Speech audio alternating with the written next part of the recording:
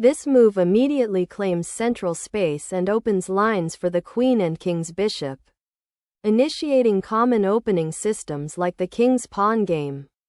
This move establishes the Caro-Kann defense, a solid and reputable opening that aims to control the center and develop pieces harmoniously.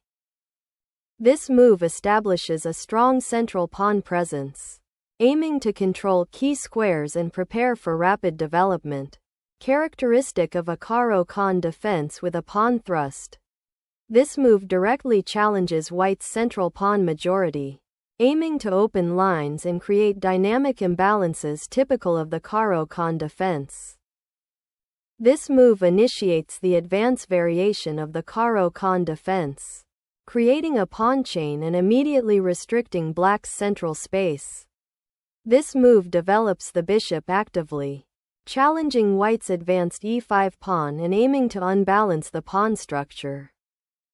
This move reinforces the central pawn and prepares to develop the king's knight, a standard developing move in many queen's pawn openings, aiming for rapid piece activity. This move prepares to develop the kingside bishop and reinforces the central pawn chain, solidifying black's pawn structure against white's aggressive pawn advances. This aggressive pawn thrust aims to dislodge black's active bishop on f5 and create attacking chances on the kingside.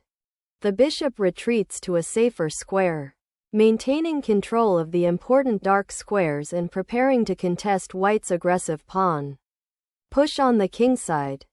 This move develops the knight to a more active square, supporting the advance of the g-pawn and preparing to castle queenside, which is a common strategy in the advance variation of the French defense. This pawn break on c5 aims to challenge white's central pawn control and open lines for black's pieces, particularly the bishop on g6. This move continues white's aggressive pawn thrust on the kingside, aiming to dislodge black's well-placed bishop and gain space, though it weakens the king's pawn shield. Black correctly shores up the kingside defense with h6, preventing white's g5 pawn push from creating immediate threats and maintaining pawn chain integrity. This move develops the bishop to a more active square, supporting the pawn chain and preparing for central expansion, while also aiming to trade off black's well-placed bishop on g6. This move develops a piece, contests the center, and prepares to castle, aiming to solidify the pawn structure and connect the rooks. This move immediately opens the d-file and invites black to recapture on circa 5, potentially leading to a more open position and the creation of a backward pawn on c6 if black recaptures with the pawn. This move recaptures the pawn, opening lines for the knight and challenging white's aggressive pawn push with a direct counterattack in the center.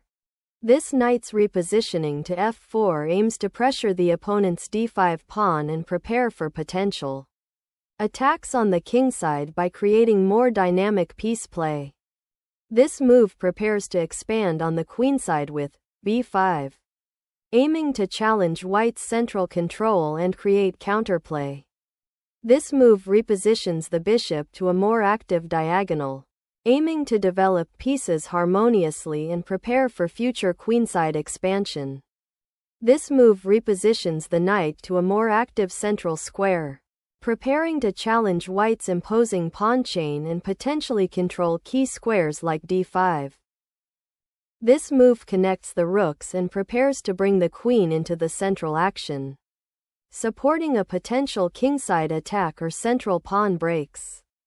This move sacrifices a pawn to open lines and gain active piece play, aiming to disrupt white's kingside pawn structure and create attacking chances against the king. This move repositions the bishop to a more active diagonal, indirectly defending the knight and preparing to potentially challenge black's queenside pawn structure. This move develops the bishop to an active central square, attacking white's knight on f4 and preparing to contest the e4-d5 diagonal. This exchange offers white the opportunity to simplify the position and remove black's active bishop, preventing it from coordinating further with the knight and potentially aiding in future pawn breaks. This recapture (dxe4) reopens the diagonal for black's light-squared bishop and aims to consolidate the pawn structure. After white's aggressive pawn pushes on the kingside, castling queenside creates an unbalanced pawn structure and initiates a sharp, tactical game with opposite side castling, where both kings will be vulnerable to pawn storms. This move aims to connect the rooks and develop the queen to a more active square, preparing for potential central play and supporting the knight's defense. This exchange of bishops simplifies white's structure, aiming to weaken black's kingside pawn cover and create potential attacking chances along the open g-file after further pawn advances. This exchange simplifies the pawn structure and opens diagonals for black's queen and bishop, while white's king remains vulnerable on the queenside. This recapture is a crucial moment, solidifying white's central pawn structure while simultaneously opening the e-file for potential attacks and challenging black's knight coordination. Developing the rook to the d-file immediately challenges white's central pawn and prepares to contest this open file for piece activity and potential tactical threats. This move repositions the knight to a more active square, eyeing the critical g7 square and potentially supporting a kingside attack while creating defensive flexibility. This move centralizes the knight and prepares for potential kingside action while contesting the d-file. This move initiates an aggressive pawn storm on the kingside, aiming to disrupt black's pawn structure and open lines for white's attacking pieces, although it also creates potential weaknesses around the white king. This move prepares to attack white's f4 pawn by bringing the knight to a more active central square, potentially leading to an exchange that could weaken white's kingside pawn structure. This move aims to reposition the queen to a more active square, indirectly supporting the knight on d4 and potentially preparing to exploit the weakened kingside, or attack the black queen. This move aims to solidify the pawn chain and potentially challenge white's aggressively placed knight on f4, though it creates potential weaknesses on the kingside later.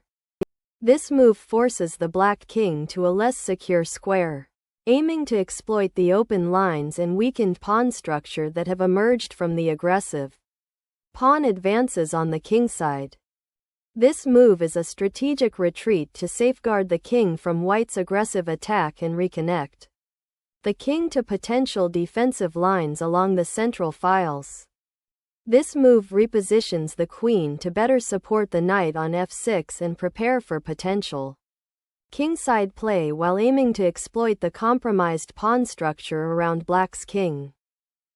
Capturing the f4 pawn initiates a critical sequence, aiming to disrupt white's kingside pawn structure and simplify the position, potentially leading to counterplay with the active queen.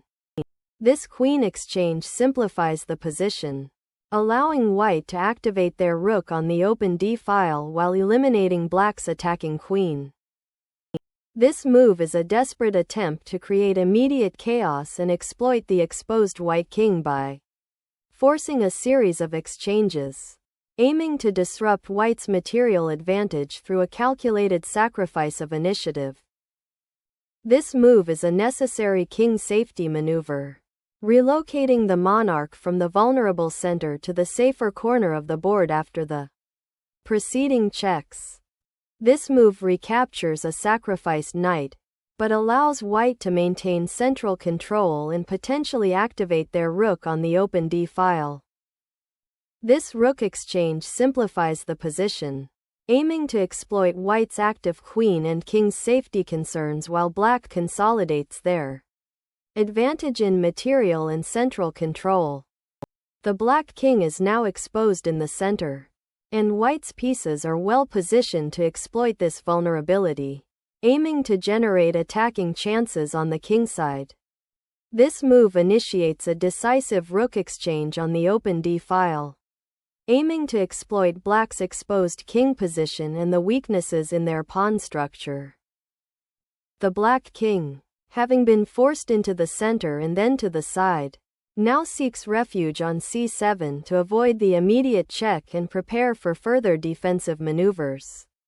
Though the open d-file remains a significant threat, this move aims to reinforce the pawn chain and create space on the queenside, potentially preparing to expand and support the centralizing pieces. The move nd5 aims to centralize the knight, challenge white's potentially dangerous d-pawn, and open up possibilities for further pawn advances or piece activity. This move simplifies the position by exchanging the knight for the bishop's defender, aiming to exploit the resulting pawn structure and potential open lines. This pawn capture on d5, recapturing white's bishop, solidifies black's central pawn structure and opens the e-file, which may become a factor in the endgame. This knight jump to f6 exploits the open d-file and threatens to fork the king and rook, forcing white to react defensively to protect their material advantage. The knight move to c6 re-establishes central presence and prepares to contest the d-file, a crucial element in this endgame. This move initiates a favorable endgame for white by eliminating black's advanced knight, aiming to exploit the resulting pawn structure and king activity. This pawn move aims to dislodge the knight from the strong d5 outpost, while also creating a passer on the g-file should white's king be forced to move. This pawn push aims to prevent black's knight from reaching the active g4 square and to create potential mating threats along the h-file. This move aims to challenge white's central pawn structure and potentially create counterplay by opening the f-file for the rook. This move is a proactive attempt to gain queenside space and create a passed pawn on the c-file, while also potentially restricting black's knight from reaching the d4 square. This pawn advance aims to disrupt white's central control and create counterplay by opening lines for black's rook and queen on the kingside. This move activates the rook to the central file, preparing to contest control of the open d-file and potentially support pawn advances. This pawn thrust on f3 aims to disrupt white's central pawn structure and create attacking chances for black's king's knight, while also potentially opening lines for black's rook on the f-file. This rook check forces black's king to move, creating an open file for white's rook and opening up possibilities for further pawn advances on the kingside. The king must retreat to safety behind its remaining pawns, as white's rook on e6 is now a dangerous threat, aiming to attack along the 6th rank and disrupt black's coordination. This rook move activates the piece, controls the key f-file, and aims to pressure black's king and pawn structure while preparing to advance the connected passed pawns on the queenside. The pawn push to g4 aims to create dynamic play by attacking black's f4 pawn and potentially opening lines for white's rook, but it must be carefully supported as it weakens white's own king's safety. The rook on f4 supports the passed pawn and prepares to contest the open file after potential pawn exchanges. This move repositions the bishop to a more active square on the kingside diagonal, aiming to support the pawn advance and potentially control key squares while still defending the kingside. This capture on e7 removes black's last defender of the f-pawn, allowing white to break through and create a decisive passed pawn. The king now moves to a more active central position, preparing to support the pawn majority on the kingside and contest the central files. With the enemy king exposed and no immediate defense, Capturing the pawn opens a path for the rook to pressure the remaining pawns, aiming for a decisive material advantage. The exchange of queens and minor pieces has led to an endgame where white has a significant material advantage with a passed pawn on the 7th rank. But black's rook on f8 is actively placed, controlling the open file and potentially creating counterplay if white is not careful with the promotion of the g-pawn. The rook now moves to g1, aiming to defend the g-pawn, which is a critical target, and to potentially support future pawn advances on the kingside, while also eyeing the open g-file. The rook on f4 now becomes more active, eyeing the open g-file and preparing to support the advancement of the g-pawn, potentially creating a passed pawn down the kingside. This move repositions the rook to the f-file, aiming to pressure black's f4 pawn and potentially advance it further, while also preparing to support a kingside expansion or transfer the rook to a more active file if needed.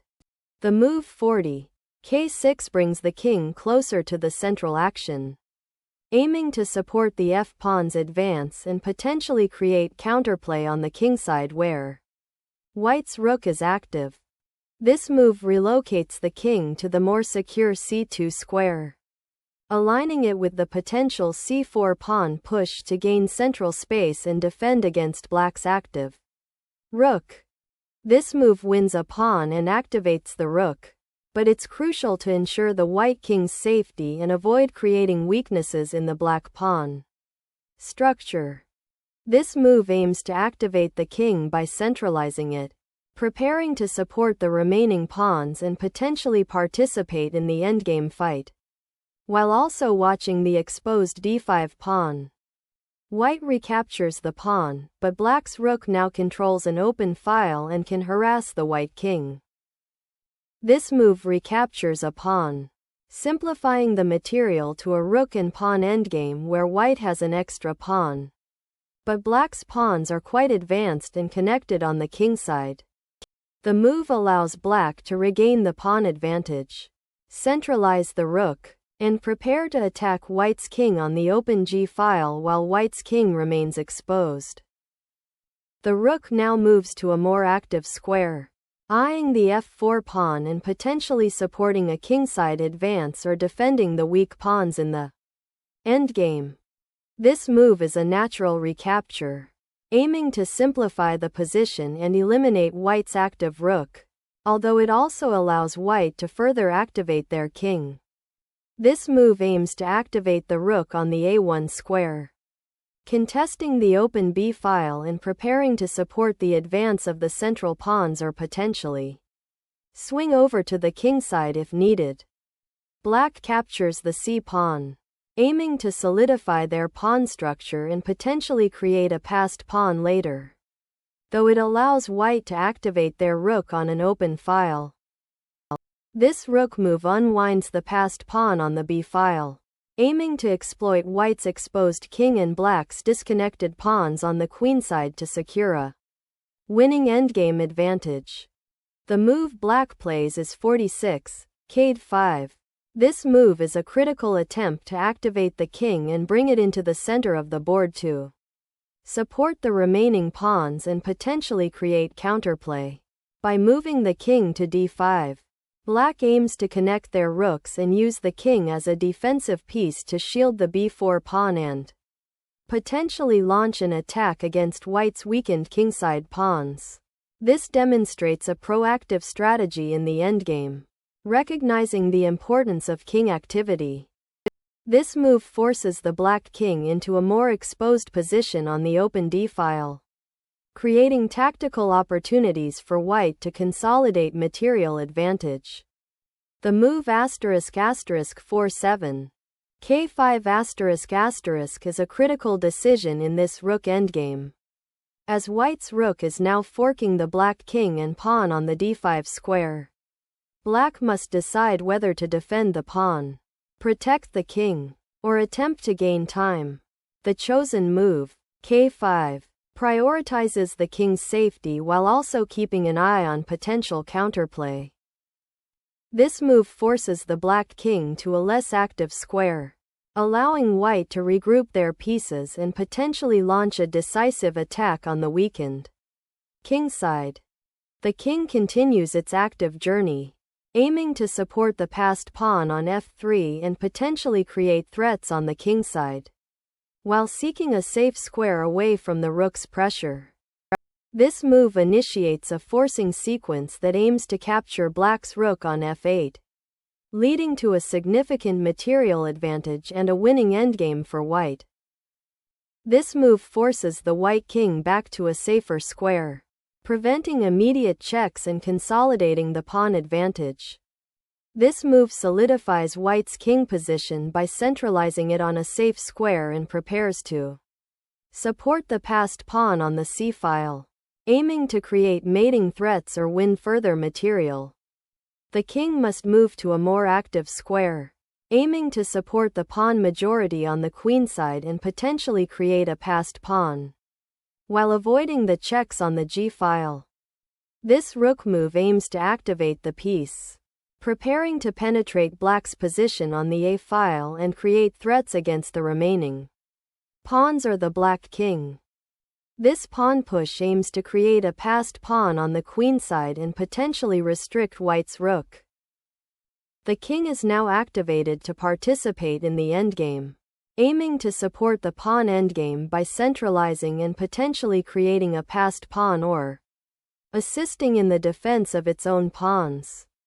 The rook moves to the f-file, creating an active position and aiming to attack white's isolated pawn on d5 while also preparing to potentially support a passed pawn in the future.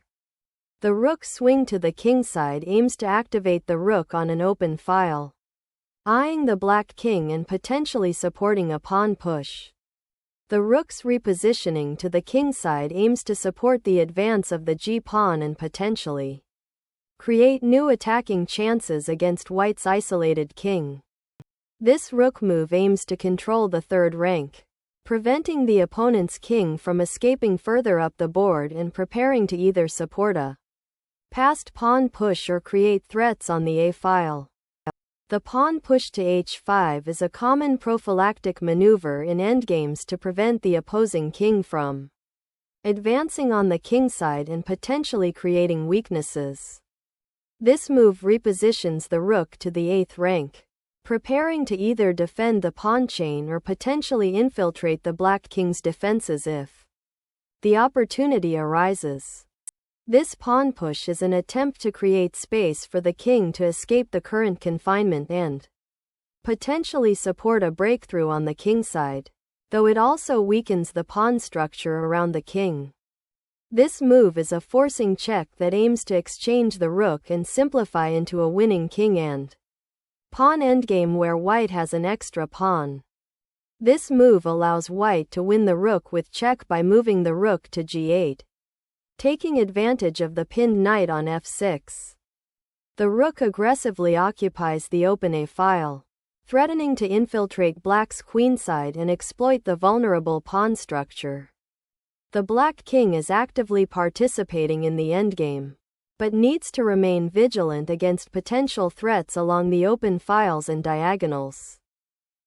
This king move aims to centralize the monarch, preparing to support the passed pawn advance on the kingside and defend against any potential counterplay from black's rook.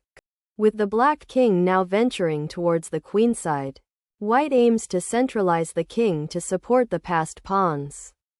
This move repositions the rook to a strong central file, aiming to exploit the exposed black king and potentially create mating threats or win material by targeting the pawns. The king advances into the center to support its passed pawns and prepare for the final endgame push, a crucial maneuver in king and pawn endgames.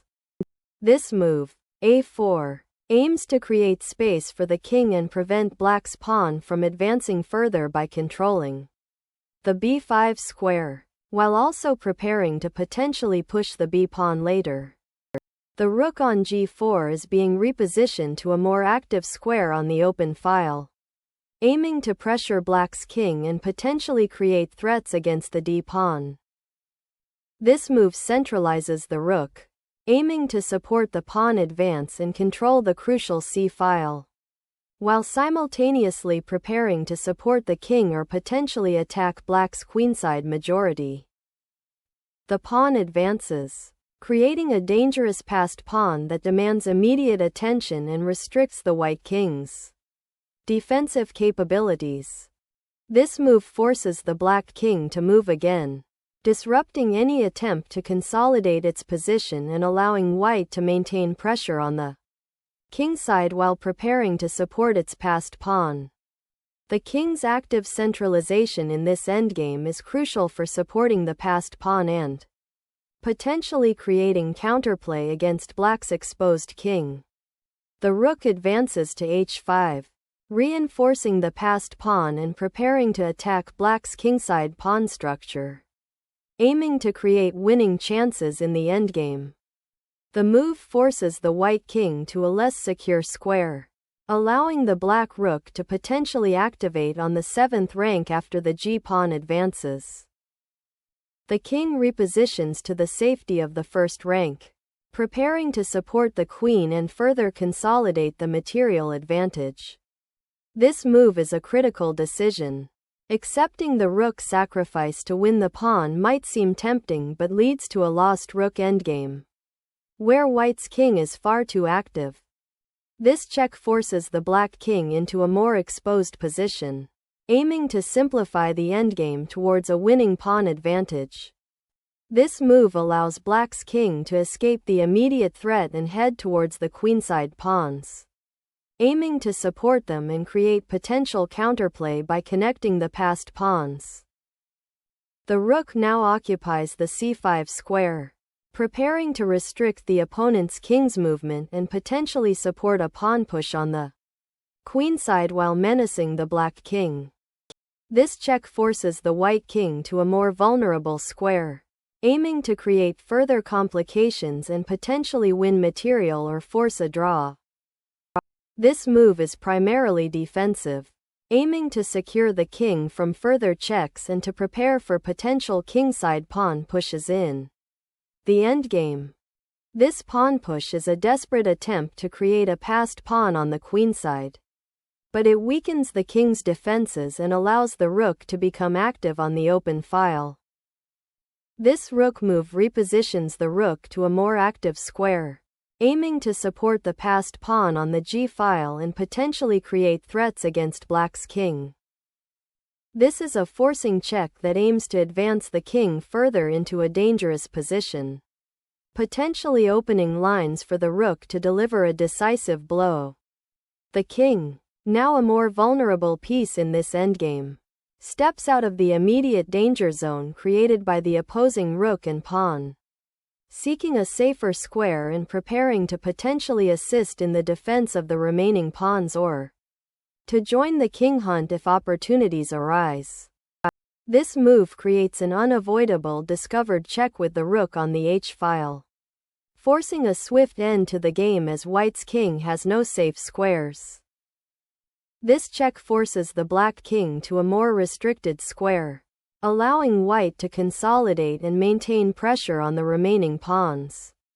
The move 70. Rg4 is a strong positional decision aimed at disrupting white's coordination by forcing the exchange of the rook on the g-file, which is crucial for white's remaining attacking potential. White plays rc3 to improve the rook's position, preparing to support the pawn push on the kingside or defend its own queenside pawns while maintaining pressure on black's potentially vulnerable kingside pawns. This move aims to reposition the rook to a more active file, potentially supporting its king's safety and preparing to contest the central pawn structure. The rook swings to the a3 square, preparing to support the a-pawn's advance and potentially restrict black's king from the queenside. This rook move aims to reposition the piece to the g4 square, potentially supporting further pawn advancement on the kingside or preparing for exchanges to simplify the endgame. White aims to create a decisive passed pawn by advancing the pawn on the queenside, while black seeks counterplay with the kingside passed pawn. The move aims to simplify the position by exchanging pieces, heading towards a likely pawn endgame where white's king will be more active and black's passed pawn on the h-file will be easier to manage.